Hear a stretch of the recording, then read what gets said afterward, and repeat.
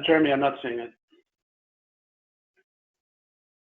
All right, so everyone, good afternoon. Apparently we're having some technical difficulties. I'll just let the panelists know that they can hear, everyone who's on the call can hear the panelists now. They just can't see the screen, so just bear with us a second and we'll do a screen share. Hopefully that'll kick in. Yeah, all right. There we go. Right, and Ryan, you should have the content and the keyboard. Yes, that I do. Good afternoon, everyone. Welcome to the Stringer LLP webinar. We are in a very unbelievable time.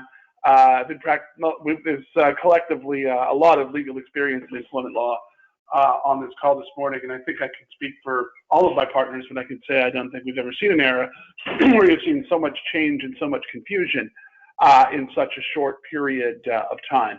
And we're going to try to do our best in the time that we have to give you some clarification of some of the new programs that have come out from the government literally within the last week or so, and in some cases less.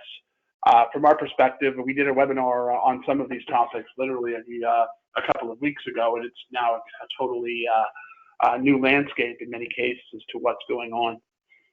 We're going to try to make this as much of an interactive presentation as we can, in the sense that if you have a question to ask, you can type your question in the field box below, and it will be added to our queue, which we'll get to where we're hoping at about 1 o'clock Eastern time.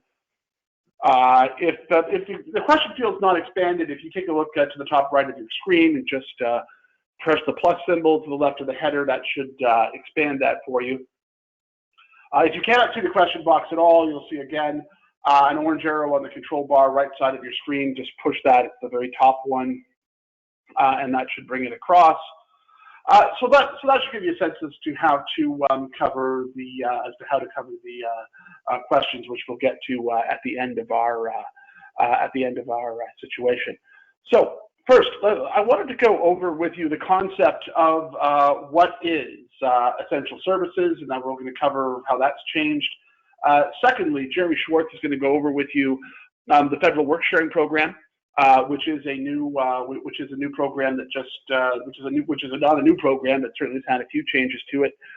Jeremy's also going to cover for you the issues of the unemployment benefit under the sub program, along with the new Canada Emergency Response Benefit, which is a new program specifically created to respond to COVID-19.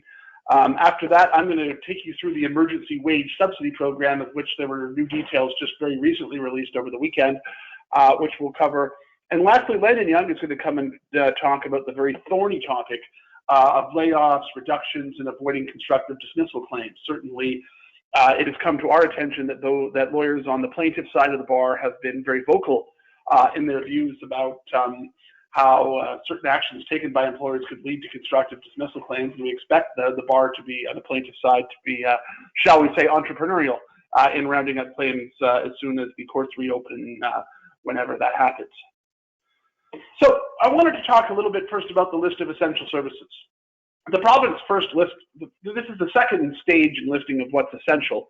These are businesses that are still permitted to operate, subject in some cases to limitations during the pandemic. The province's first round of essential services was so broad that some asked, well, might have been easier just to list those that were actually required to close. The second round is is obviously much more restrictive. We don't have it listed on the slide, and you can certainly go to the provincial website to go through the entire list, but certainly certain types of retail establishments, such as gas stations, grocery stores, convenience stores, liquor stores, those sort of establishments are required to continue to remain open. Obviously, most of them, if not all of them, are taking certain social distancing measures. Any of you who have been to a grocery store have probably seen the sort of a lineup outside that's spaced out to meet the social distancing recommendations. The construction industry, which originally under the original order of the province basically operated without change, has now been severely restricted. Construction associated with the healthcare sector are required to ensure essentially critical provincial infrastructure is still allowed to operate. Residential construction projects, there's a specific limited right for those to open where there actually it's already been permitted, and then an above grade structural permit has been issued, and of course that and of course there are also renovations that started prior to the provincial order coming in place on April 4th are permitted to operate. Obviously, construction sites obviously have to be closed in such a manner as that are not going to affect public safety. Some retailers that were not among those that were allowed to operate, the grocery stores, et cetera, are continued to be allowed to operate if they have an alternative, such as delivery or curbside pickup, hardware products, vehicle parts, pet and animal supplies, office supplies, safety supplies. I will also point out that restaurants are still permitted to operate, of course, on the basis of takeout or delivery only. The province has, some might say, modernized the liquor laws in the sense that alcohol beverages are now allowed to be delivered by delivery services, including the likes of Uber Eats and DoorDash and the like, provided that they are sealed, but there is no dine-in for any kind of restaurant. And some restaurants have become even more restrictive in the sense that they're only allowing drive-through and the like. So that's sort of where the provincial restrictions are. In terms of reading the tea leaves, in light of how the virus is going, it would be speculation to suggest if the province is going to get any more restrictive, but certainly the province has renewed is about to reconvene to renew the emergency order. So we'll be dealing with these restrictions, it appears for sure, for the balance of the month. So it'll be interesting to see into May. So it'll be interesting to see what happens once that latest state of emergency expires. And again, it'll be somewhat speculative as to what will happen from there. So I'm going to move it over to Jeremy, who's going to talk about the financial support through EI. Thanks, Ryan. So a couple of interesting programs that some employers will have had some experience with, and others may at some point have heard tell of. The work sharing program and the SUB program, the Supplemental Unemployment Benefit Program. These are programs that exist and have existed for decades as a measure to allow employers going through difficult times to reorganize a little bit the way they run their workplace. And to have the government kick in some EI to sort of make up the difference to certain limits and exceptions. So the two programs I'm going to go through here are work sharing and the SUB plan. We'll just call it SUB because it's easier than the rest of that. So for work sharing, this is a way to avoid actual layoffs or to bring people back from layoff in order to share the hours that are actually still available. And to have employment insurance top up the difference. A SUB plan is a way for employers to help employees who are on layoff, really through no fault of their own, and it's a way to supplement what is otherwise a smaller EI entitlement. So as we all know, EI will pay 55% of their pre-layoff earnings, but only to certain maximums. And so with $573 a week is going to cover some workers, but not many who are earning over minimum wage. So this provides a method for paying out something extra to employees to tide them over during a period of temporary layoff. So let's talk about the two different programs. So the work sharing program, as the name suggests, requires that there be a sharing of the work. The EI program kicks in benefits up to the applicable maximums of 55%, prorated to apply to the period of the reduction. So a simplest way to think about this is if someone is working half the time, the EI will pay them 55% of the 50% that they're not working. And for the work sharing plan to be instituted, you need to have a plan, which is sort of your umbrella, and then you create individual units. And each unit is a group of individuals who will share the amount of hours that are available within their unit.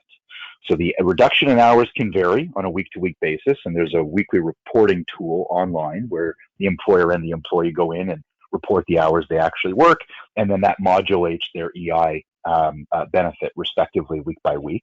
And the employees, again, they have to share these hours equally in the work share unit. And that's regardless how the hours were distributed before.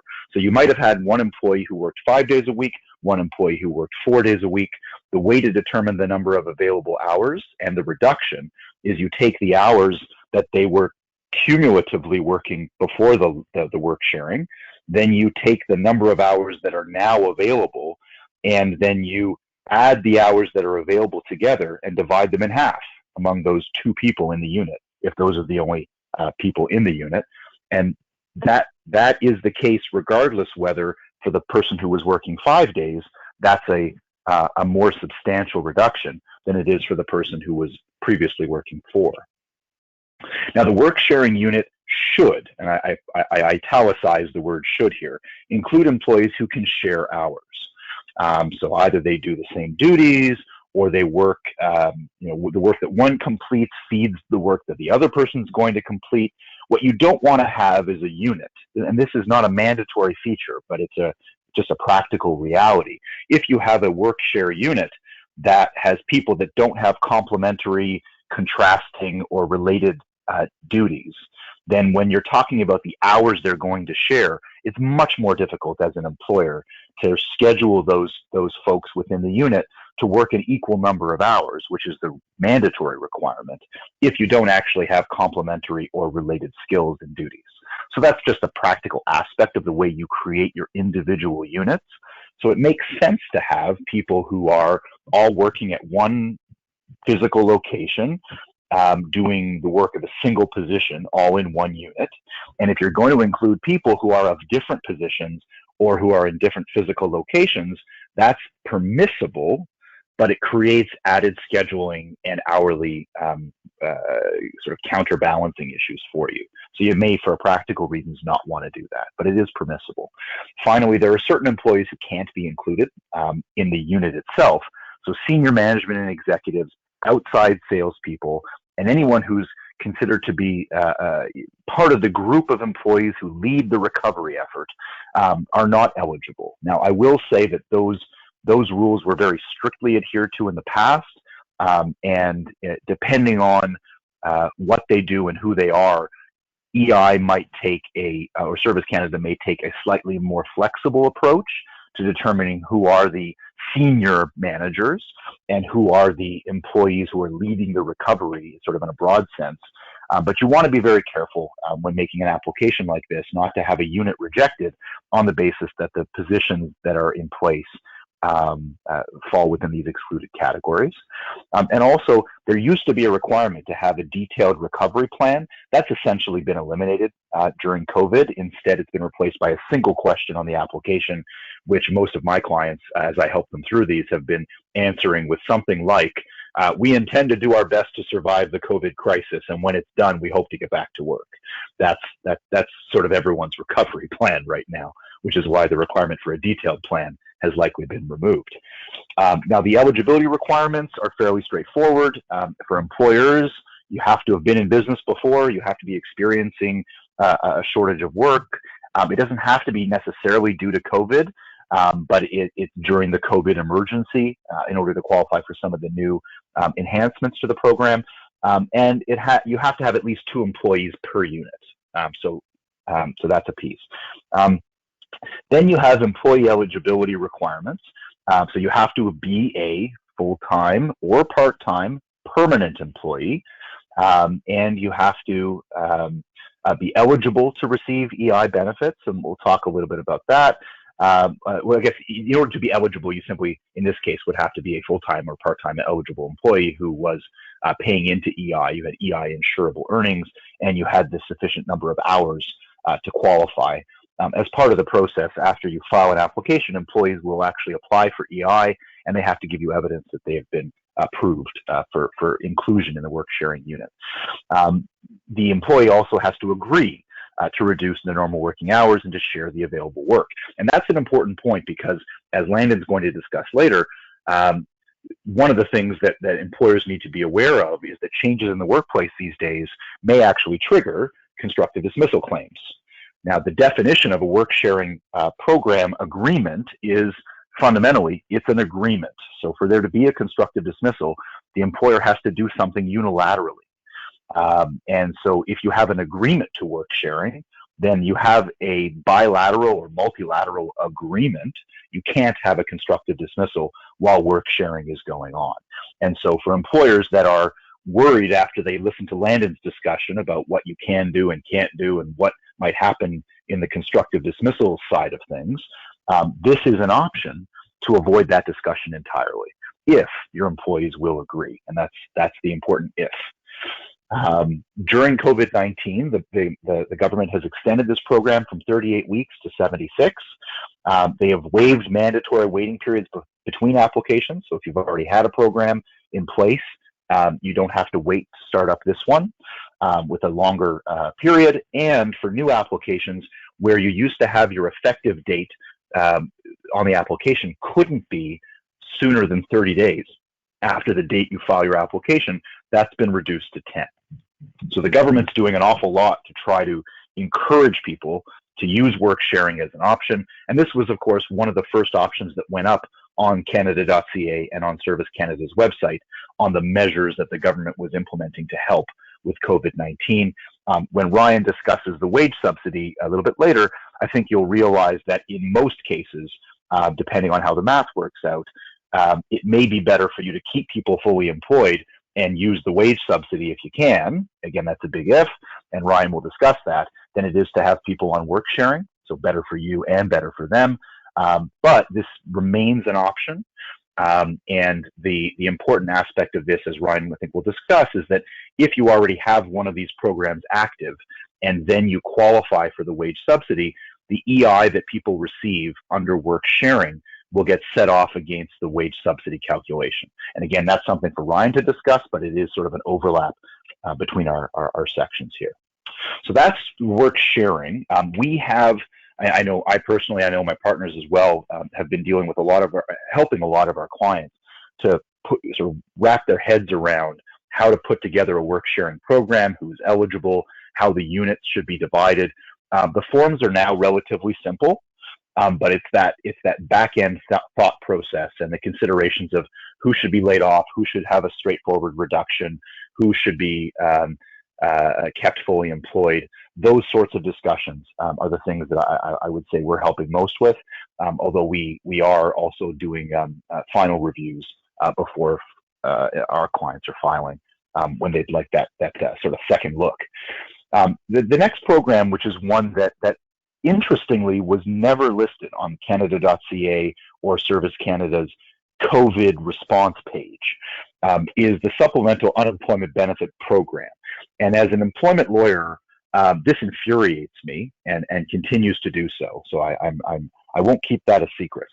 The sub-plan, as some employers, mostly in the unionized sector, are familiar, is a way to top up someone's employment insurance benefits without those top-ups being considered employment insurable earnings under the EI Act. So if you wanted to just give someone $500 on top of their EI while they're on layoff or on illness or quarantine, and that $500 would by definition be earnings from employment, would be EI insurable, and would be deducted against their EI entitlement. So while you're trying to help them to supplement their EI earnings, you're actually deducting from what they're eligible to receive from EI. So the Supplemental Unemployment Benefit Program, the sub-plan that you create, is registered with Service Canada. You give the individual an ROE that indicates in the box, I think it's 27, but there's a box on the ROE where you expressly list that they're on a sub, so you just write the word sub, plan, and then EI knows that you're going to be making additional payments to this individual under a registered sub-plan, and those payments are not EI insurable. And you can top someone up to 95% of their pre-layoff earnings. So one of the most important aspects of this program is that it has to happen while someone is on EI. And again, this goes back to why I'm infuriated, because as of now, even after weeks of this this crisis, the government has not stipulated that you can have a supplemental unemployment benefit plan pay out when someone is on the Canada Emergency Response Benefit, which, as I'll discuss in a moment, replaces EI for most employees. And so, as of now, if you have a sub plan, you can't pay out to someone who's on CERB, even if you can pay out if they're on EI. That is something that I've actually written to both the provincial ministers of labor and federal ministry, even to their, the subordinates of the ministers, hoping that someone would hear my call to look into this issue. But I guess I'm not that important, so they have other important matters. But this is something that's facing employers across the country, and frankly, is something that they really need to address. But let's talk about the program first of all. The main features. Again, it's a registered plan. It has to be approved, and unionized workplaces. The special considerations there are simply that it has to be done in negotiation, essentially through the union, or at least with their blessing. The mandatory requirements of a subplan: you have to list who is covered, which you can classify employees by any clearly objectively identifiable group. Then you have to specify the reasons for the layoff or leave, and the permissible reasons for the reduction in earnings are layoff, illness or quarantine, and training. So obviously layoff, illness, and quarantine are the most important here. And a lot of my clients have been putting in place, or were putting in place, sub-plans which specified that it was only layoff or illness or quarantine that was initiated at the time that the declared emergency was in effect, as a way of further reducing this. But you can't have reasons that go beyond these three reasons. Validation of EI. So the employee is required under the plan, pursuant to the Employment Insurance Act. It's a requirement that your plan contain a provision that requires the employee to show the employer that they're on EI and how much they're getting from EI. And so an employee who's on CERB, not on EI, can't show you that they're on EI, and hence the problem. But in any event, your plan must also stipulate the number of weeks, so it can go anywhere from 1 up to the maximum that someone can receive EI. The subpayment is the subplan is a payment as a percentage, up to 95% again, but you can also have a hybrid, which says we'll give you up to 95%, but in no case more than $300 per week. The plan duration must be at least 1 to 5 years. It must be no less than 1 and no more than 5. And then there are a number of other practical provisions that are required. Now, again, one of the aspects of this plan, which I like and why I was recommending it initially to employers, not just to help their employees, but to avoid constructive dismissal claims, is you can have a schedule to your plan, as long as you file that with Service Canada at the outset, which has a schedule that employees will sign in order to be eligible. And so in your list of who's eligible in your plan, it's employees who fit this description who have signed the schedule attached as Schedule A. And that schedule says, I agree that my employer can implement a temporary layoff within the limits prescribed by the Employment Standards Act in my jurisdiction, without that layoff constituting a constructive dismissal, and as consideration for the employer implementing the sub-plan. Boom. Now you have offer, you have acceptance, you have an agreement, and therefore you're permitted to have that temporary layoff. And again, you sidestep that landmine constructive dismissal risk that Landon's going to discuss. But again, this issue about whether CERB receiving employees can take anything under a subplan, at least for now, the answer to that is no. And so we're all kind of waiting and wondering, and this is especially important for employers that had pre-existing subplans.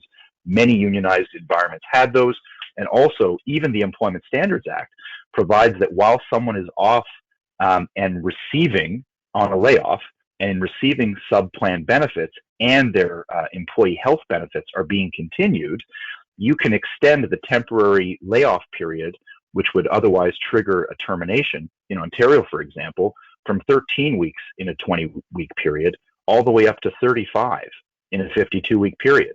But you can't have that extension unless someone is receiving benefits under a sub-plan, and you can't pay under a sub-plan unless the individual is receiving EI, and CERB doesn't count.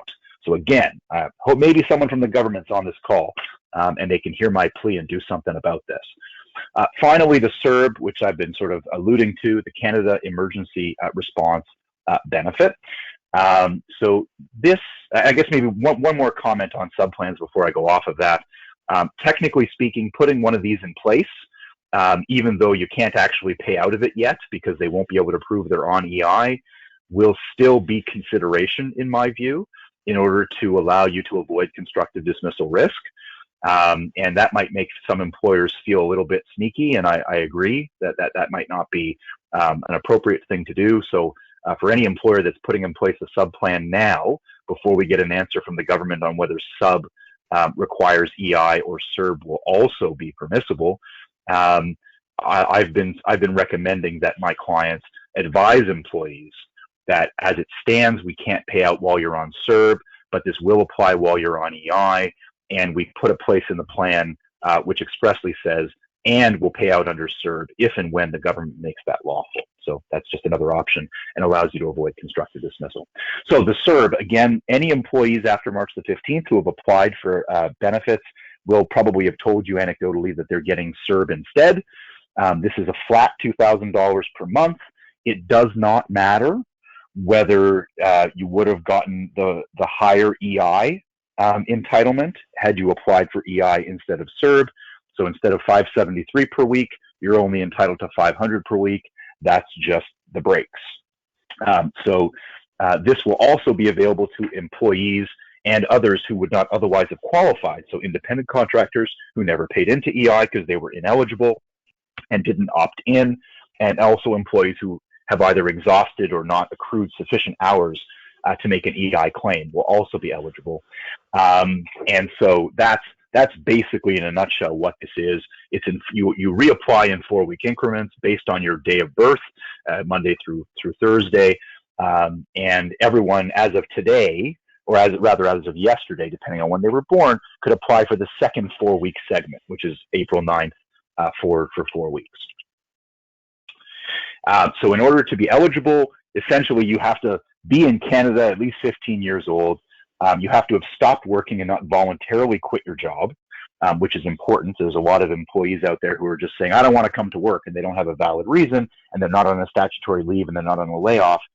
Technically speaking, when the dust settles, they may get clawed back their CERB. Have had an employment of at least 5,000 in the last 12 months or in 2019, and they have to be expected to be without employment for at least 14 consecutive days in the initial 4-week period. And so what's very important there is if you do have a sub plan and you're paying out while someone is not on EI, they're on CERB, you're actually taking away their entitlement to CERB unless the government changes the law. So be very careful to follow your validation of receipt of EI requirement under your sub plan before paying out after March the 15th under any sub plan. And now I'll pass the conch over to Ryan. All right, thank you, Jeremy. Certainly it might actually amount to one of the biggest changes in Canadian political history over such a short period of time. Canada's emergency wage subsidy started out as a 10% program that a fairly limited number of employers were eligible, essentially smaller employers that are Canadian-controlled private corporations, and then it exploded to being the 75% subsidy, revenue dependent, that essentially all employers are eligible for that are not essentially public sector entities. So it's a fairly, so it's a much more generous program, but as I said, it's revenue dependent, and there's certainly been, some both confusion and criticism of that. But let's go through it as best as we can. First of all, the emergency wage subsidy applies to entities that applies to 75% on the first 58,700 normally earned by employees, which, as a practical matter, represents a benefit of up to $847 per employee. It's effective retroactive to March 15th, 2020, and is currently scheduled to end June 6th, 2020. It is a program that could potentially be renewed. The Prime Minister has indicated in public remarks he has made from Rideau Cottage I think that obviously that's going, whether it's extended or not, is going to depend upon largely whether or not the economy is substantially reopened by June 6, 2020, which of course is anybody's guess. The program requires employers to make what's called best efforts to top up employees with the additional 25%. This is one of those times when government hasn't been particularly clear with what the consequence of first of all, what best efforts actually mean, how that's going to be measured, and what the consequences are for those employers that, in the view of the government, didn't make this notional best efforts to top up. So what does that mean for lawyers? What does it mean for lawyers advising clients? What does that mean to you? I think it's a common sense test. If you're in a position where you have a healthy balance sheet or at least are in a reasonable position to pay employees their full wage, you should try and do so.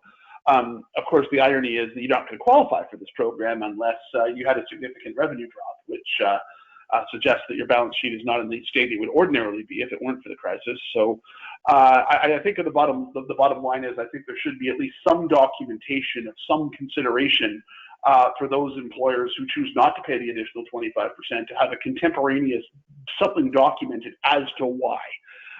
And whether that is because we don't know when the crisis is to end and we project having either cash flow or credit issues, whatever it is, as long as something reasonable can be documented at the time, that would be helpful to your tax lawyer on audit time, I would imagine. I should also point out that the 10% wage subsidy that I referred to, for those of you who don't qualify for the 75% for all or some of the periods, that is still available, and you are still able to do that through the process we explained on our earlier webinar. Next slide.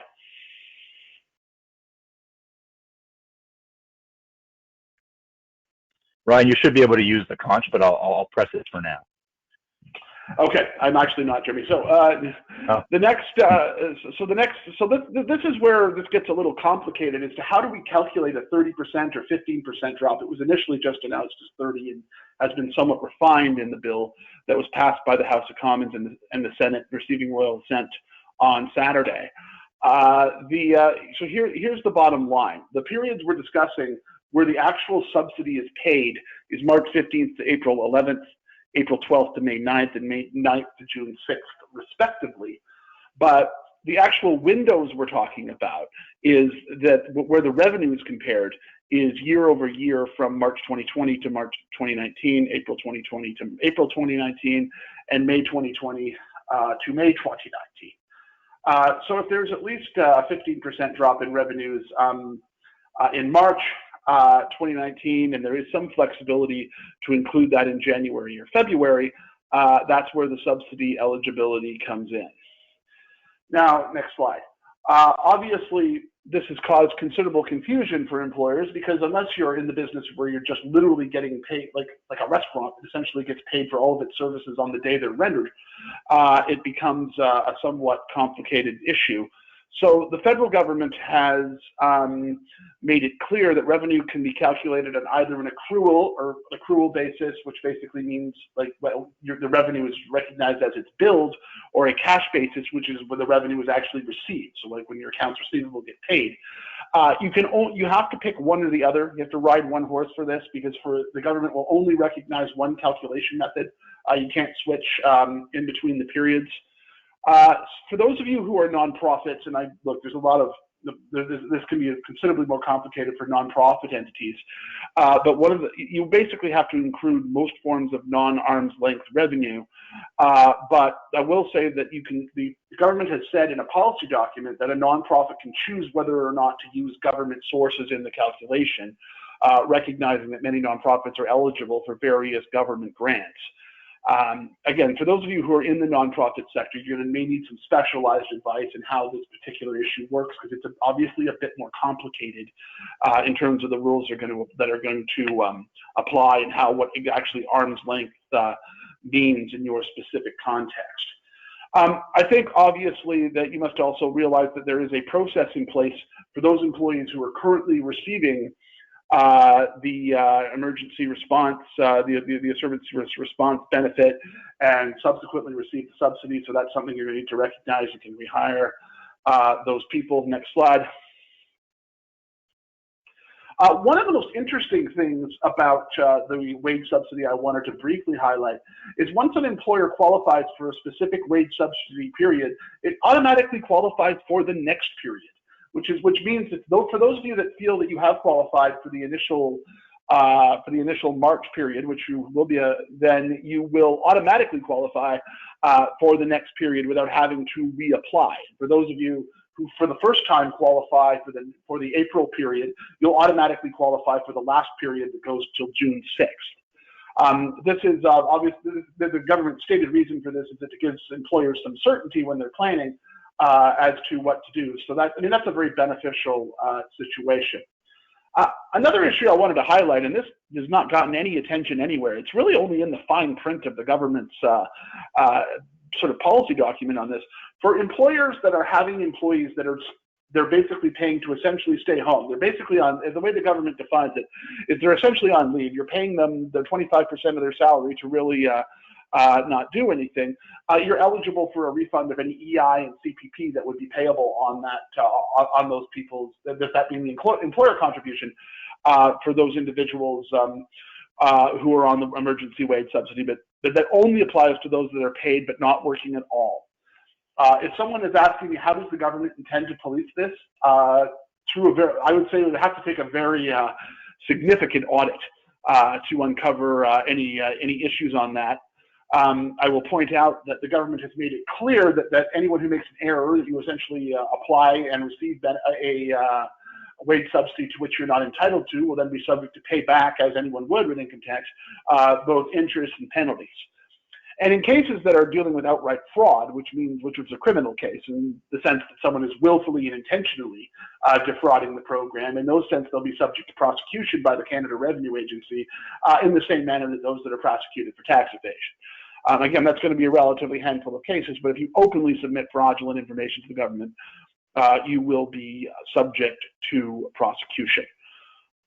So that's my sort of tour through the emergency wage subsidy. I will point out that the initial guidance we've received from the government is not the final word on all this. There'll be still other technical requirements. Those of you who have some confusion about it, don't hesitate to give us or your accounting professional a call to assist in it, because there are, in specific cases, particularly in the nonprofit sector, particularly with respect to revenue calculations for the first period, there is some ambiguity there. Last issue I want to touch on is the Canada's Emergency Bank Account. There's so many different, because our title was Alphabet Soup, I can't believe how many different acronyms there are. This is the CEBA. This is a $40,000 line of credit that eligible small businesses can apply for through their bank. In order to qualify for this particular account, line of credit, you must have a payroll between $50,000 and $1 million, which the government of Canada defines that as between small and medium-sized businesses. To me, that's more small business, but in any event, that's the number.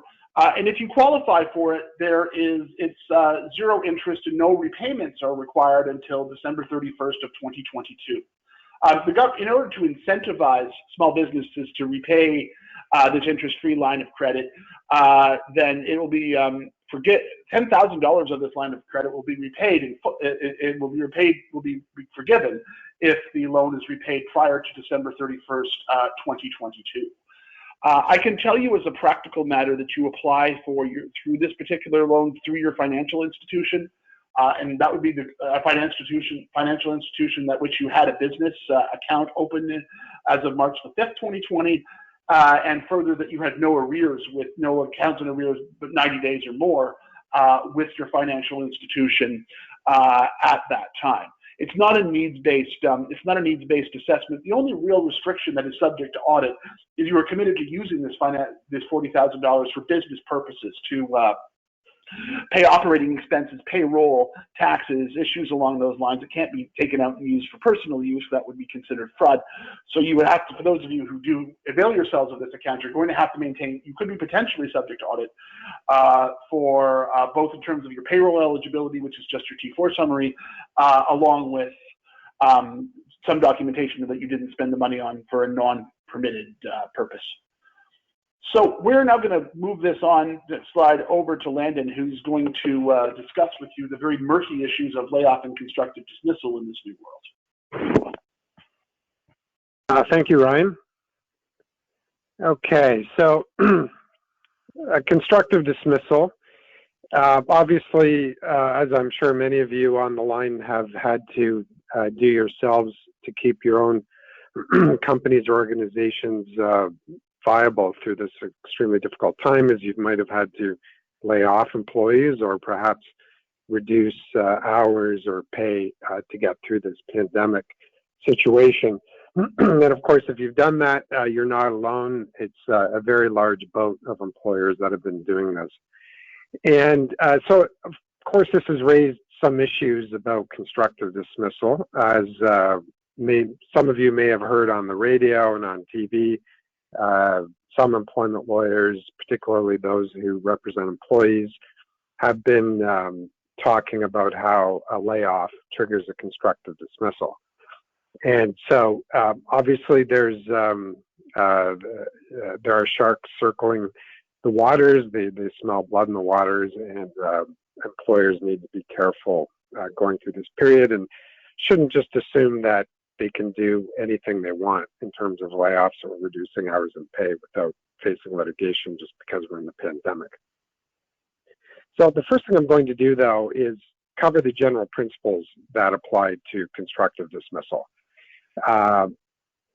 The first thing to know is what a constructive dismissal is under the law. And what the courts have said is that a constructive dismissal is a unilateral or substantial change to a fundamental term of employment or condition of employment. And the courts also talk about an intention on the part of the employer to not be bound by the terms of the employment contract. And they also discuss the test in terms of repudiation of the employment contract, and where the employer basically decides that they're not going to be bound by it anymore. Now, the courts do consider the facts of each particular case, including the terms and nature of employment, such as whether or not the employment contract actually has a provision permitting layoff, which is actually very unusual to have in a written employment contract, as well as whether there's been a practice in the workplace or for that employer of layoffs for similar types of employees, as well as the economic circumstances that the employer is facing. Now, if an employee considers themselves to be constructively dismissed, they have three options. One, they can accept a change, either by just continuing the work or expressly saying so, in which case they keep with the employment relationship, and after a reasonable period of time, they're considered to have accepted it if they don't explicitly accept it. Secondly, they can reject a change, say they've been constructively dismissed, and bring a lawsuit or claim for damages, which could include pay in lieu of common law notice or whatever their contractual entitlement might be if they have a contract that has a termination clause, or whatever entitlements they might have under the Employment Standards Act, particularly if they have one of those ESA-only termination clauses in their employment offer or contract. A third option an employee has is to explicitly reject the change, say they've been constructively dismissed, but actually continue to work. And then whatever they earn would be deductible from their claim for damages, and they could sue for the difference. By the way, that hardly ever happens, but it could. And when we're talking about damages for what an employee could receive if they have been constructively dismissed, we've got common law notice, which applies if they don't have an employment contract or offer letter with termination clause. So just the same as if someone was terminated outright, if they were constructively dismissed, they'd be entitled to pay in lieu of reasonable notice. However, if they've earned anything during the notice period from a new job, that would be deductible. As well, they might have a duty to actually keep working in mitigation of their losses. One scenario this might come up is, and we're going to talk about in a minute with reduction in pay, is that if they had their pay reduced by, say, 20%, it's possible a judge could say, all right, that was a constructive dismissal, but you should have kept working. And whatever that you might have earned during the notice period would be deductible. All right, now layoffs. Generally speaking, the courts have consistently found a layoff without pay to be a constructive dismissal for a non-union employee. The courts have said that there is no inherent right on the part of employers to lay off employees. And there was one particular case back in 1997 where the Ontario Court of Appeal, and this is the case Stoltz and Addario, said that a notice of indefinite layoff constituted a repudiation of the employment contract, and so the employee was constructively dismissed. Now, when considering layoffs, the courts have also considered if the layoff was expressed as being temporary with a potential for recall. And generally what you see in the cases is the employer does not express any intention to bring the employee back, which the courts find supports a constructive dismissal finding. As well, the courts will look at the economic circumstances of the layoff and if the employer has continued any benefits or payments. There's also the Employment Standards Act at play, and there's a bit of a disconnect between the Employment Standards Act and the common law when it comes to layoffs. Under the Employment Standards Act, it provides that an employee is terminated if they have been constructively dismissed or laid off for longer than what is considered to be a temporary layoff.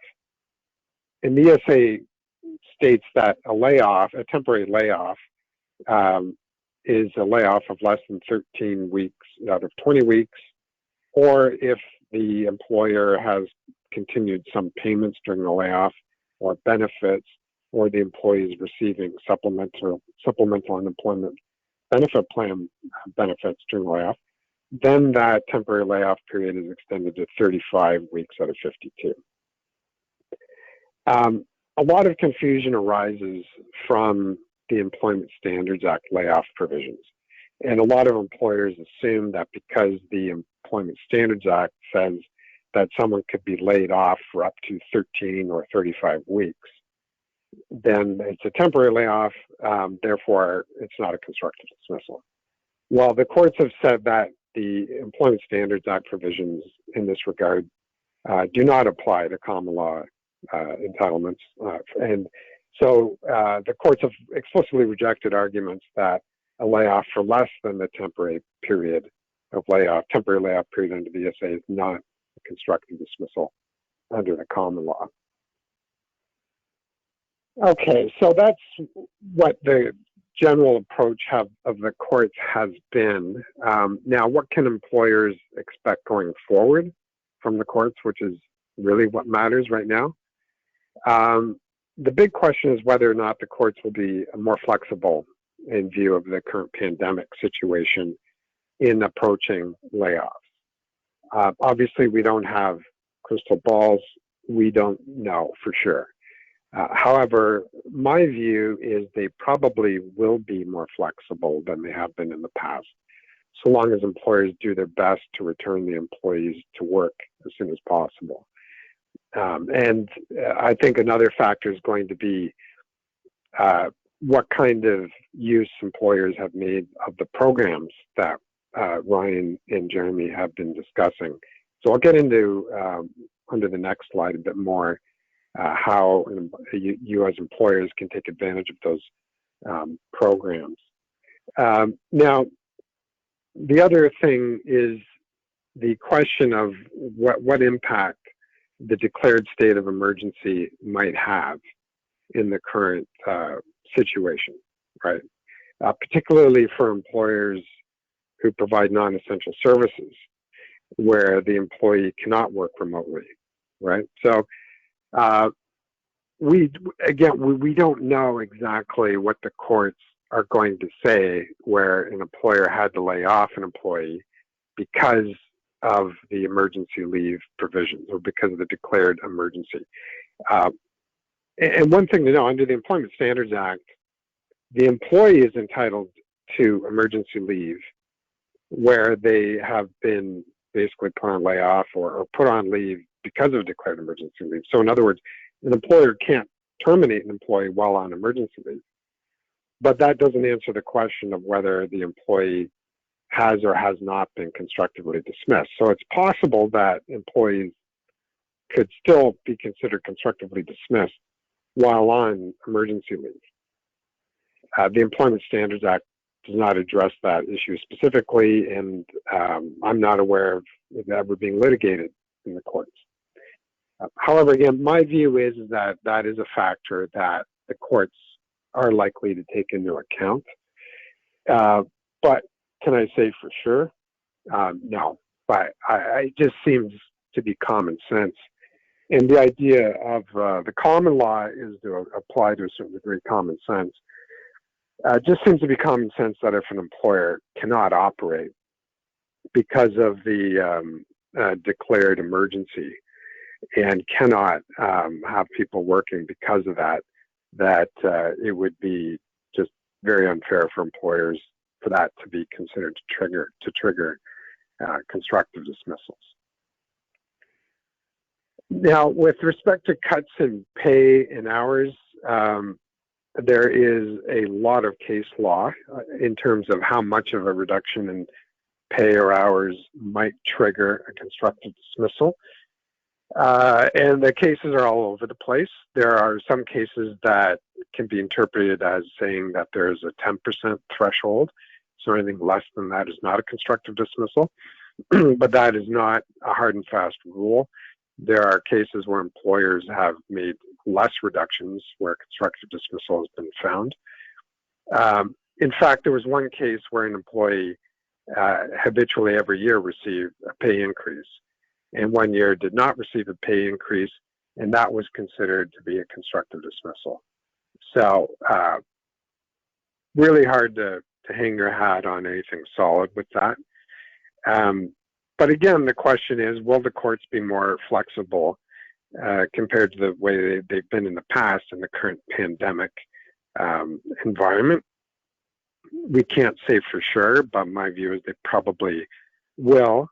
Now, there'll be a bunch of factors that I think when these cases eventually do get litigated, assuming some do get litigated, where the courts will look at to decide the outcome.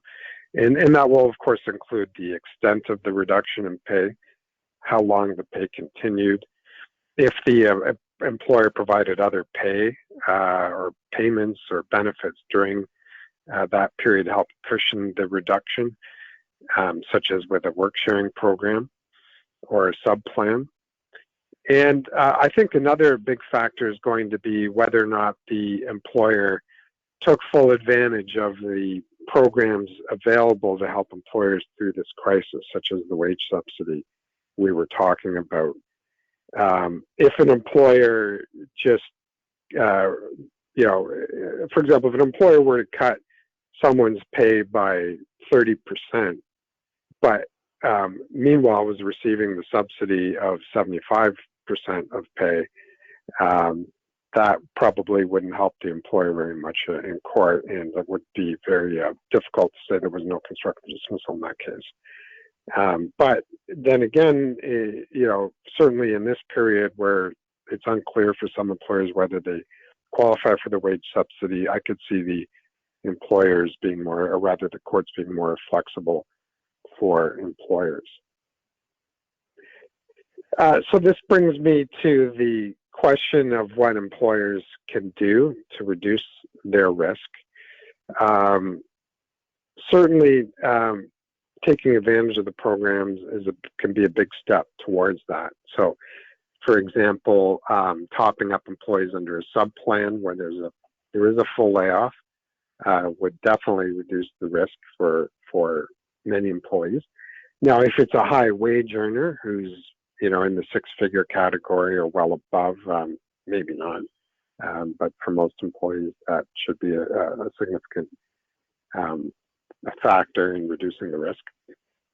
And the work-sharing program for employers that are reducing pay, again, should be a very effective way of cutting that risk. And particularly with both programs, as I think Jeremy alluded to, one way employers can help cover their risk is by asking employees to sign or acknowledge that they have not been constructively dismissed as a condition or in consideration for the employer applying for and setting up these programs. And as well, if you do qualify for the wage subsidy, you will have to think about how that might factor into a court's analysis. In other words, if you could have kept their pay going during the pandemic and had them officially working, even if they didn't have anything to do, then and you didn't, then that could be a risk. But on the other hand, if you did take advantage of the subsidy and didn't fully lay people off, then obviously that will reduce your risks significantly. Other steps that employers can take would be when you do lay people off, advise them that the layoff is expected to be temporary, and you can say something such as, we will do our very best to bring you back to work as soon as business conditions improve, or let's say the declared emergency ends. And, you know, when we do finally get to the point where the declared emergency ends and life starts to get back to something resembling normal, to bring back the employees to work as soon as you can, and then ultimately for those who have had a reduction in pay or hours, to get them back up to where they were before the pandemic. So those are my comments for today. The only other thing I will just say from what we're seeing with our clients is we haven't seen a lot of constructive dismissal claims so far, thankfully. And for what it's worth, I will say during the financial crisis back in 2008, I had clients who had to do some temporary layoffs and as well as cut some pay and hours. And thankfully, there were, at least from the clients I worked with, no constructive dismissal claims arising out of that. And the thing to remember, for an employee to quit a job and bring a constructive dismissal claim is a high-risk maneuver. And if they lose, then they are liable for the employer's legal costs. And so most people, if they're happy with their job and want to, if they're happy with their job, they'd like to come back, and usually will have some patience with the employer. Okay, Jeremy, over to you for the Q&A. So I'll just pull up the questions here, and we'll moderate these. I guess you just bear with me for a moment. We're used to doing these while we're all sitting in the room together, speaking to you guys remotely instead of being having the panelists all remote from each other. So do bear with me for a moment.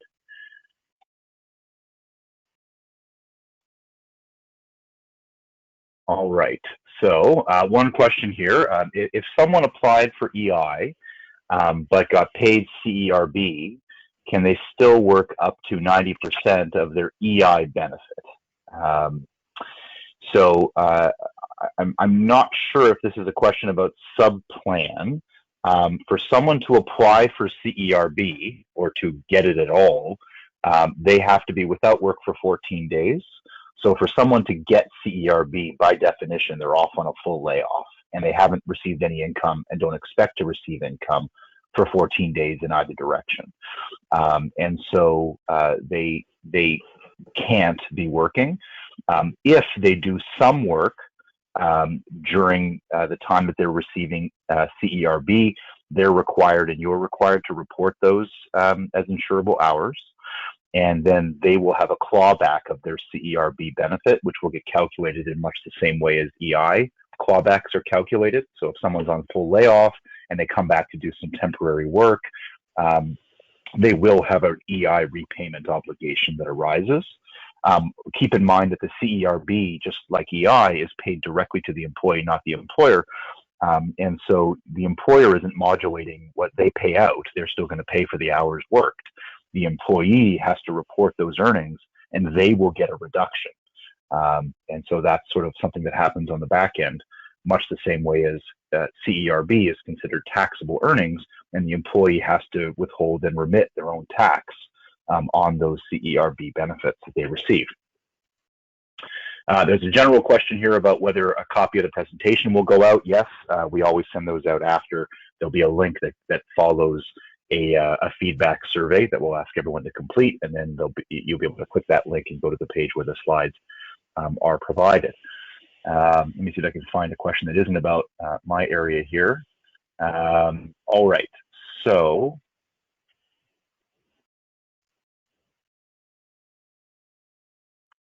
all right, with respect to the wage subsidy, Ryan, what about startup companies who are pre-revenue but experiencing difficulties and delays in getting to revenue generation mode as a result of COVID-19?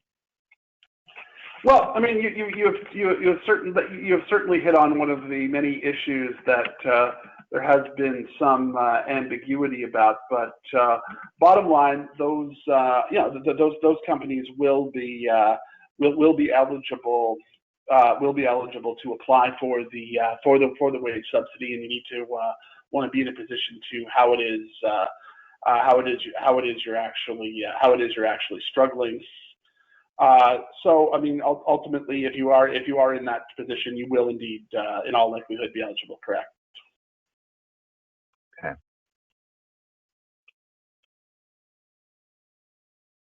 Okay. There are a couple of additional questions that relate to the wage subsidy here, Ryan. So one question was just to confirm what the reductions in revenue that are required, the threshold. So for each claim period, what is the reduction that's required? And then what is the amount of the actual calculation? The question is it 25%? Up to a max, 75% up to a max of 58,700, or is it the 75% up to their full salary?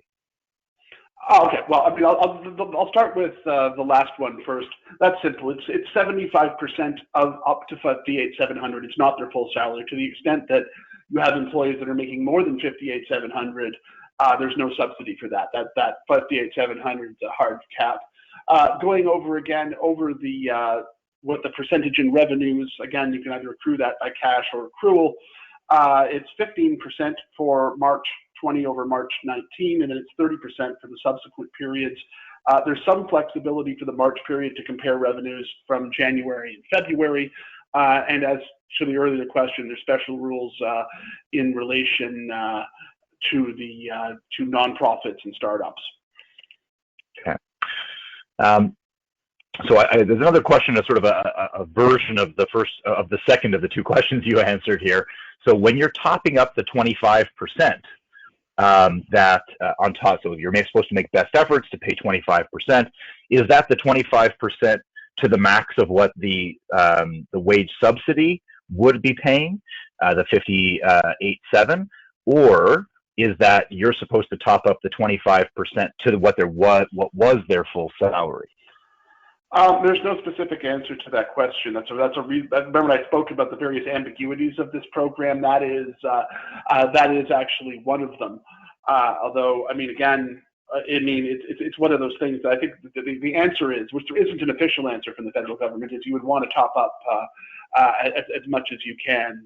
That is reasonable, but the program itself is silent on that particular issue. Okay. So Landon, question here for you. Would a leave of absence from an employee due to being off from work because they are considered high risk and they're staying at home following their doctor's advice, or because they don't want to come in because they believe that, if they came in, they're more likely to suffer the more severe symptoms, will they be eligible for EI or CERB? Well, it might be more of a me. It might be more of a me question. More for you. Yeah, I don't know. Sorry, it started off as a you question, and it turned into me.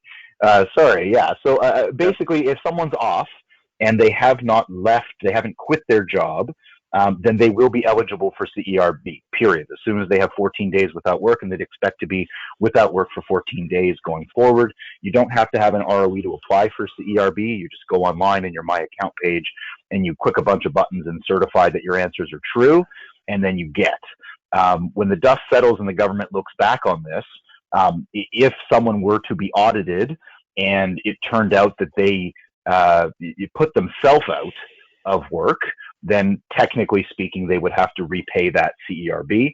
But I have to say, in this environment and with the amount of work that would be required, I don't think the average employee is going to get an audit like that. If an employer were to issue an ROE that said that the employee quit, and then the employee were to apply for the CERB and the CERB were processed quickly, they might still get the money, but they might be one of the few lucky ones flagged for audit when the dust settles. But hopefully that answers that question. Of course, if the employee is actually off because of doctor's advice, if that's actually a situation, then they may be entitled to a leave under the Employment Standards Act, either under the infectious disease emergency leave or under the declared emergency leave that Ryan and Landon had briefly discussed. And so in that case, you may not give them an ROE at all, but if you do, you'll be giving them a leave ROE, code N for Nancy, and they'll apply and they should be entitled to CERB like everybody else.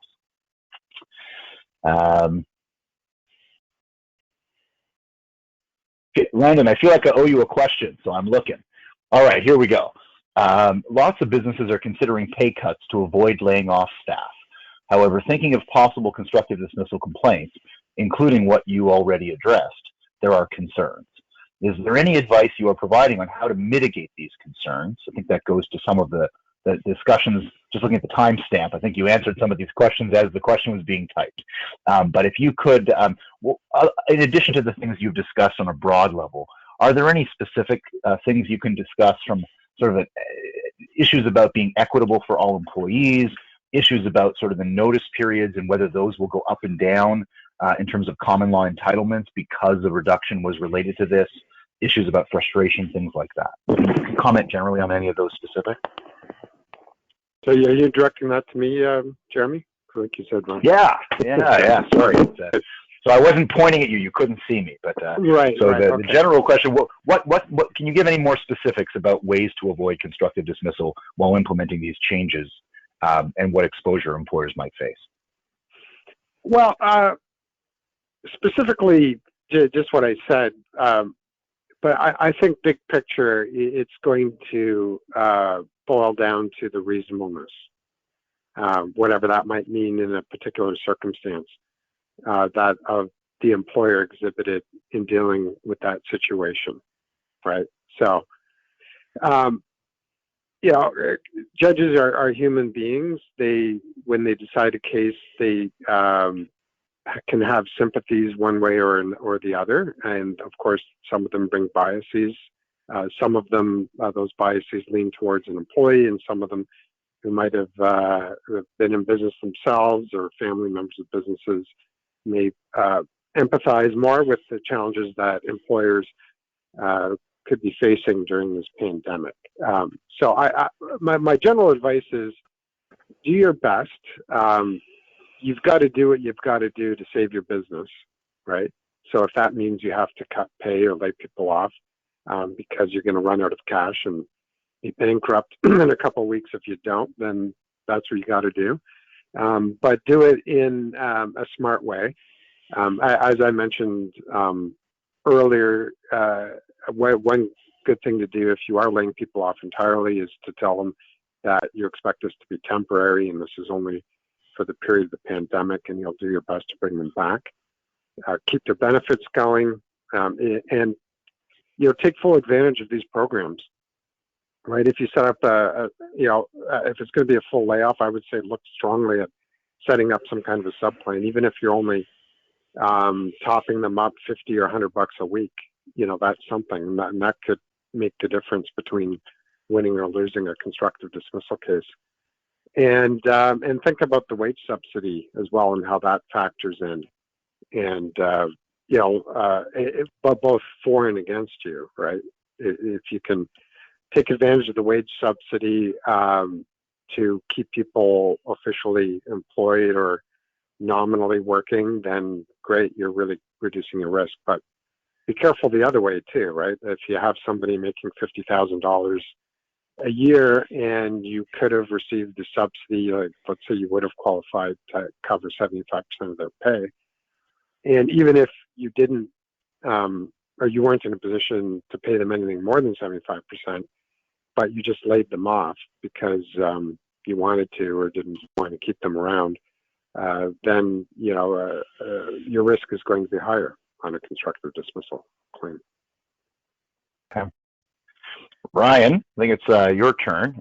So for the CEWS March 15 start date, is the calculation based on the date paid or date an employee worked? For example, if a pay date is March 19, but the pay period is March 1st to the 14th, how do you do the calculation? Jeremy, this is a simple answer. The calculation relates to the actual period within the subsidy period. So if you're having a pay period that's before March 15th, it's not covered by the subsidy. It's the actual days that are within the that are within the period, the payroll period that it's covered by. Okay.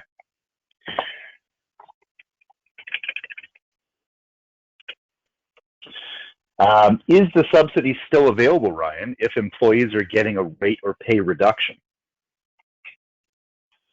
That raises, I think that ultimately that raises an interesting question. I would say no. I believe the answer to that question is no. I'd have to recheck on the technical guidance on that, but that would certainly be and you're getting into fairly dicey territory in that area. Right. So I guess the idea here would be the amount that they're supposed to be getting is based on their pre-crisis earnings. Yes. And if you've reduced, and if they're still working for you, but you've reduced their pay, then I gather your view is you can't use this as an opportunity to get the money that you're not then forwarding on to them because you've reduced their pay. Is that sort of a fair way to state that? If that's the question, the answer is clear and unambiguous. For certainly the subsidy is based on their pre-crisis pay. There's no question about there's no question about that. So no, you can't pocket the difference if you reduce their wage. That's right. Okay. Now we have a question here about the relationship between work sharing and the wage subsidy. So as of now, it's a fairly long question, so I'll just give the answer because it's a question that comes up a few times here in general. When someone's on work sharing, they're still going to be getting EI, not the CERB. And the interaction with the wage subsidy is that it won't affect your eligibility as an employee or an employer if you're on work sharing, but the amount of EI paid under work sharing is deducted against the subsidy the employer would get for that period for that employee. And as I understand it, although we haven't gone through the processes of applications and reconciliation yet, the process will be tied to the SIN of each employee, which is tied to the payroll of each employer, which is then tied to the account and application that the employer files for the payroll that applies to that employer. And so if an employee is on a work share agreement, the Service Canada and tax folks will be aware that there are earnings from employment simultaneously as receipt of EI, and explicitly in the regulation, which is the bill, which is now law, any amounts paid as EI will be set off against the wage subsidy payment. All right. We've got a new question here. So if an employee has short-term disability and is immune compromised and they don't want to work, is it best to apply for STD, which has not been approved yet for these types of cases, I gather, is what they're saying, or is there a government program that they can apply for instead? So I think the simplest answer, Ryan, do you want to take this one, or Landon? Yeah, happy to, Jeremy. So basically, as I understand the question, is Should someone who doesn't want to, if someone who doesn't want to work because of a compromised immune system better off, and let's assume for the purposes of this question that that's medically verifiable and all that other good stuff, should that person apply for short-term disability, or should they apply for the government program, right? I mean, ultimately, we know what the government program is. That's the $500 a week they can apply for. I mean, ultimately, I think the answer to the question is apply for everything you can. If STD is, this depends on what the person's wage is and what the the applicable percentages are. But typically, what will probably happen is apply for STD. If the claim's approved, the benefit they get through STD will be reduced by what they've already got through the government, type of thing. It's Landon here. The one complication in situations involving STD is what kind of a plan you have. Some plans, of course, are insured by insurance companies and they pay the benefit. Others, and this is very common, are paid by the employer. And perhaps you have an insurance company who just adjudicates the plan. And so the first question would be whether or not they would qualify for benefits under your STD plan. And any plan should have a definition of disability. And that can vary, particularly if your STD plan is simply in the form of an employer policy where you as the employer have drafted something up that sets out what people can receive for short-term disability. So those definitions vary, and I'm not sure if you look at the usual insurance company type plans, I'm not sure somebody who says they can't work because they're concerned about getting COVID-19, if they come to work because of an immune issue, whether or not they would meet the definition of disability. I'm thinking a lot of insurance companies would say no and would deny the claim for STD. But again, it could depend a lot on how broadly defined disability is under the plan. Well, that's true, and that's something that needs to be looked at. Maybe obviously off the hopper by the employee, but probably again the bottom line is that I'm not sure that I would be, regardless of what the plan says, that I would be delaying applying the government rate you can get quickly versus a very tenuous hold on an STD claim, which, as Landon points out, are often, especially if written by insurance companies, full of all kinds of exclusionary language to avoid to limit the ability to apply for claims. Okay. A couple of sort of overlapping questions about CERB. One relates to subplans and one relates to income and disqualification. So a CERB, entitlement to the CERB, which is the employee, the new EI, I guess we'll put it that way, while this crisis is going on, relates to a 14-day period where the employee is not earning anything from employment or self-employment. So if you have other passive forms of dividend income or business income, earnings from shares accruing outside of an RRSP, et cetera, that is not employment or self-employment income, then you will still qualify for CERB if you meet the other qualifications. But when it comes to whether you're allowed to top up someone who's on CERB, again, the employees who are on EI would who had those claims adjudicated in advance of March the 15th, and that's why they're on EI, not CERB. That those employees will be able to give you the printout from their My Account page, which proves that they're on EI. That's the trigger for payments under a sub plan, for those payments to be EI or non-EI insurable. If someone is unable to show you that they're getting EI right now because they're on CERB, not EI, or because they're not on anything, then you can't pay out under a sub plan. And if you do, those payments will be earnings from employment. And technically speaking, that would be earnings from employment during a 14-day period and would therefore disqualify them from CERB. So it's a big catch-22 that the government has created here. And I'm thinking especially of all of our clients and many of you out there who are not paying who didn't fund your sub plans just through general revenues over time.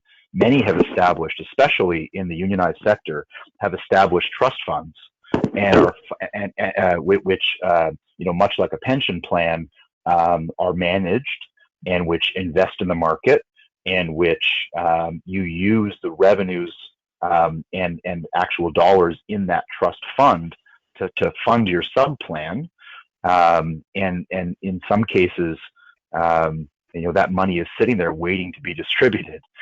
You can't distribute it if it's not under the sub plan without triggering the EI clawback or the CERB clawback. So be very careful about what you do, and be careful to revalidate employees who are you want to pay out under your plan.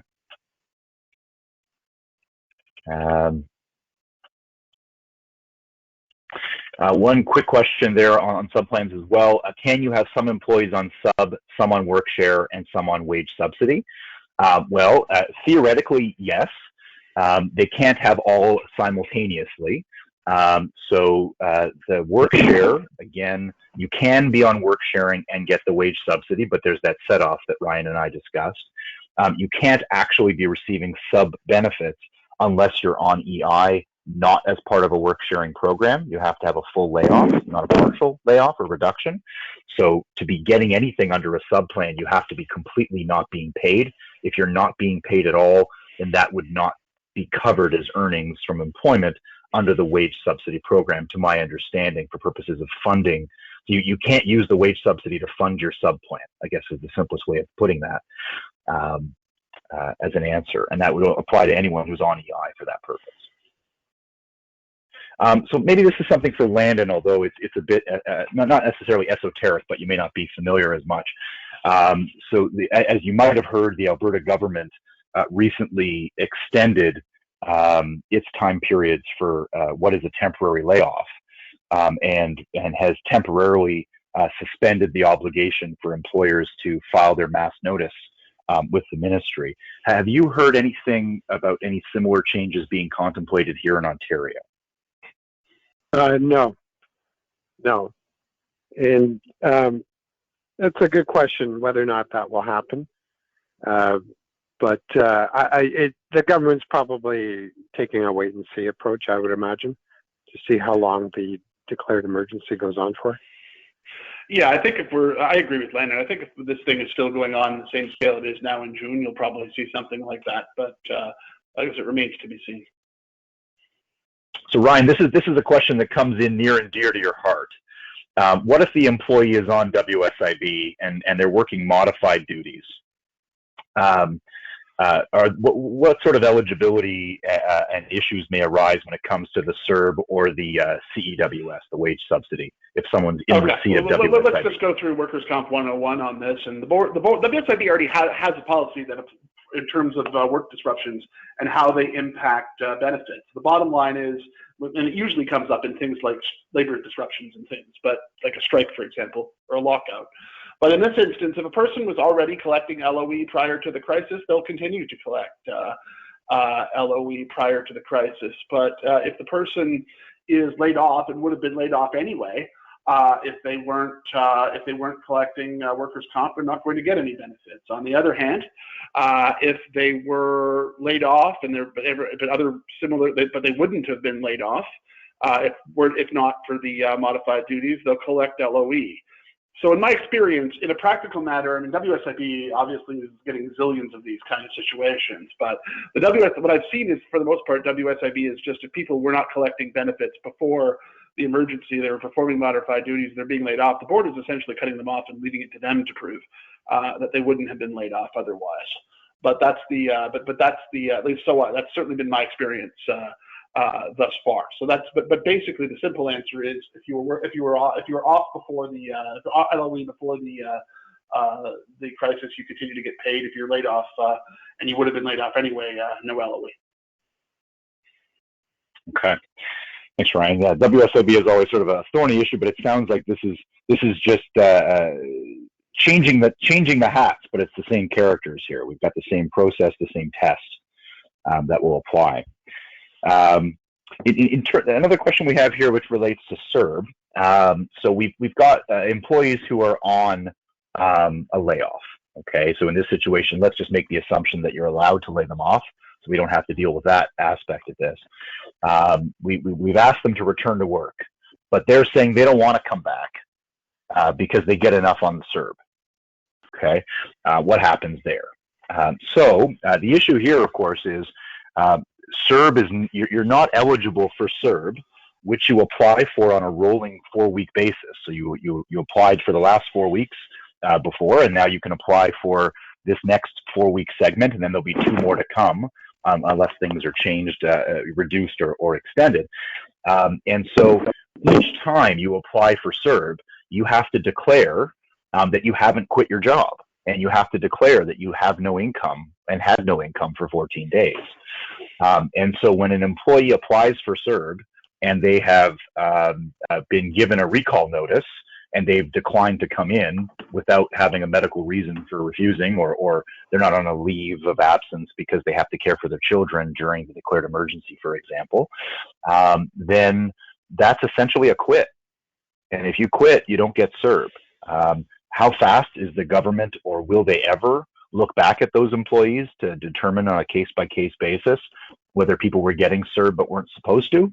I have to tell you, I'm not optimistic that the government is going to care very much to start looking into individual employees and whether they got 4 weeks they shouldn't have got. Is it possible, again, where what are your obligations as an employer, though? So if you've got someone on a temporary layoff and you're allowed to do that, and the employee declines a recall, then generally speaking, that's a quit. And at that point, you would be issuing them a letter which says you've declined a recall while you're on a temporary layoff. As a result, we essentially deem you to have resigned your employment. You'll get your final pay. Have a nice day. And ultimately, if they have, as a result of that decline of a recall, if it happens soon enough, there might be an obligation to issue an ROE. But generally speaking, if they've already been on layoff for a while, that interruption in earnings already triggered an ROE. There is no obligation to issue a new ROE just because they're now out of work for a different reason. That's not a requirement. So you won't be issuing another ROE. So ultimately, this is going to come down to whether the government goes back and looks at these people and starts to audit when employees were making those declarations, and then aligning that with what happened with their employment circumstances and their pay thereafter on T4s and the like. But I'm not optimistic, or maybe it's not about optimism, but I don't believe the government is going to expend significant resources chasing people down for $500. So I'm just looking to see if we have any other questions here. Some of these are a little bit more technical and perhaps not for the group.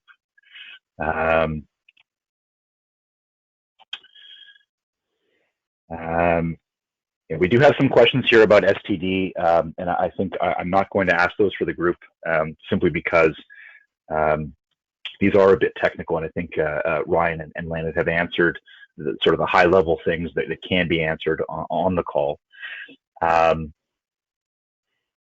So there was one question here, and I suppose Landon or I can answer. So Landon, you haven't answered one in a bit. What are the reasons for an employee to decline a recall? Can they say, for example, I have to look after my children during COVID? Is that a valid reason to refuse a recall request? Well, it could be. Employees, of course, have entitlements under the Employment Standards Act, family responsibility leave, for example. The other thing to bear in mind is the Human Rights Code obligations an employer might have to accommodate family status. That all still applies. And so you might have an employee who, because there is no school and daycares are shut down, where you might have employees who can't come back to work because they have to care for the young children. And then you add on top of it social distancing, so it's not like they can just, bring in their parents to take care of the kids. So I would expect, you're going to see a lot of cases like that where employers, unfortunately, will have to accommodate such leaves or face potential human rights complaints. And I mean, this just raises a bigger thing for employers through all this to be aware of, as if life wasn't complicated enough dealing with COVID-19, all these programs. is that a lot of these issues raise different legal rules, sometimes under different pieces of legislation, sometimes under common law, sometimes under the terms of your employment contract or policies you have. So maybe my parting word of wisdom, if you like, is don't assume that because it's there or isn't there in the Employment Standards Act, or it is or is not addressed by a government program, that's the answer. Because there's this whole pandemic situation is bringing in a lot of different legal rules of various sources into play, Right. And in ways that, quite frankly, none of us have ever seen before, right? And back when the Spanish flu pandemic happened over 100 years ago, we didn't have an Employment Standards Act or Human Rights Code or all these programs. So that's about the closest parallel historically we have to this. So be careful, right? There's a lot of legal sharp edges out there right now in this whole pandemic situation.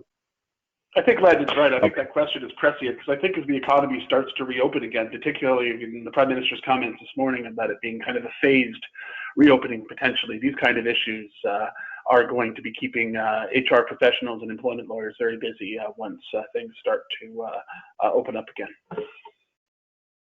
Okay, so don't forget, Landon also mentioned earlier in the program sort of the declared emergency and infectious disease leaves.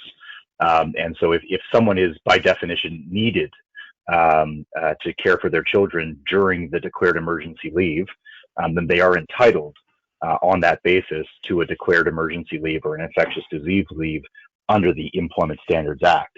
And so that would be a valid reason to decline a recall. Technically, what they're doing is they're not declining the recall; they're declining to come back to work. So you're saying my layoff is over. That's nice, but now I'm telling you as an employee, I'm telling you I'm off on an ESA leave of absence, and you may be required to permit that for the duration of the declared leave. So we've hit 1:30 and change, and we did say that the program would end at that point. So there are still a few questions here. Again, a lot of these questions are quite technical, and we would be happy for those of our clients out there listening, if you want to bend our ear on a more robust basis to help you manage during this crisis. We're happy to take those calls and emails from you. And those of you who aren't yet clients who want to put us on retainer and get a bat phone set up for the various questions that must be coming fast and loose, we'd be happy to assist you as well. So thanks to everyone who joined us, and thanks for all these fantastic questions. We wish you all the best, and we hope that you'll join us for our future programs. Thanks, everyone.